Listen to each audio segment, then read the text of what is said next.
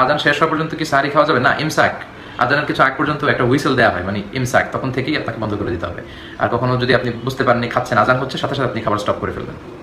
নবী সাল্লাল্লাহু আলাইহি ওয়াসাল্লাম বলছেন, তোমাদের কোনো ব্যক্তি যখন আজান শুনবে ফজরে, বলে এনাও আলা ইয়াদিহি, সেই সময় তার হাতে পানপাত্র রয়েছে, পানি রয়েছে, গ্লাস রয়েছে পানি, ফালা ইয়াদাহু, সেটাকে সাথে সাথে রেখে দিবেন না, মোটেই না।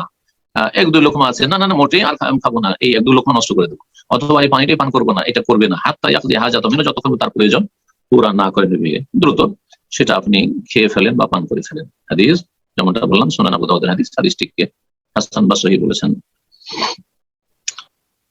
রমজান মাসে সাহারি খাওয়া অবস্থায় আজান দিলে করণীয় কি? আজান দিলে একটা হাদিসে রয়েছে যে তোমার পানি তুমি মুখের কাছে নিয়ে এসে আজান হয়েছে, এটা কমপ্লিট করে তারপরে তুমি শেষ করো আজানের ভিতরে, এটা হাদিসে অনুমতি আছে। সেহরির সময় খাবার খাওয়া অবস্থায় আজান দিলে হাতে খাবার থাকলে করণীয় কি? হাতে খাবার না, শুধু মুখের খাবার থাকলেও ফেলে দিতে হবে। খাবার কি করতে হবে? ফেলে দিতে হবে। সেহরি খাওয়ার সময় আজান হলে করণীয় কি? ঠান্ডা মাথায় পানি খেয়ে নেবেন, কিছু ভাত যদি বাকি হয়ে থাকে ভাতটিও খেয়ে নেবেন।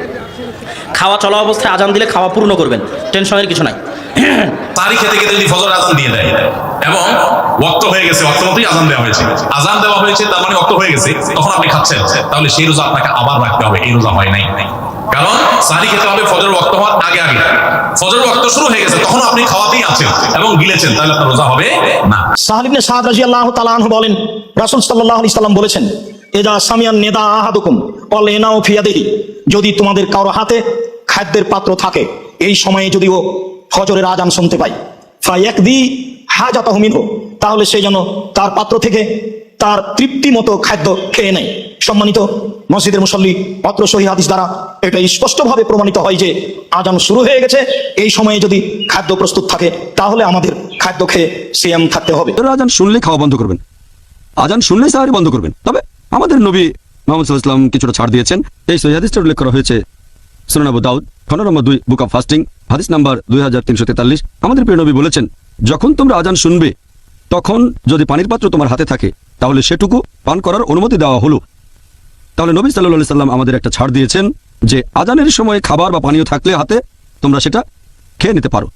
তার মানে এই না যে আপনার হাতে একটা বড় স্যান্ডউইচ আছে সেটা খেয়ে ফেললেন, যদি আপনার হাতে সেই স্যান্ডউইচের সামান্য কিছু অংশ থাকে সেটা খেয়ে ফেললেন, সমস্যা নেই। অথবা গ্লাসে করে পানি খাচ্ছেন, সামান্য কিছু বাকি আছে সেটা খেয়ে ফেলতে পারেন। তার মানে এই না যে আজান শোনার পর হাত ধুলেন, তারপর আরেক গ্লাস পানি খেলেন, তারপর খাওয়া শুরু করলেন একটা বড় বার্গার অথবা বড় একটা স্যান্ডউইচ নিয়ে আস্তে আস্তে পুরোটাই খেয়ে ফেললেন। এটা একটা ভুল ধারণা যে আজানের পরেও খাওয়া দাওয়া করতে পারবেন, কোনো হাদিসে কথা বলছে না। আপনি সাহারি করবেন শেষ রাতে ফজরের ওয়াক্তের একটু আগে, যখনই ভোর হয়ে যাবে ফজর আজান দেবে, আর আপনি সেই আজান শুনলেই খাওয়া বন্ধ করবেন।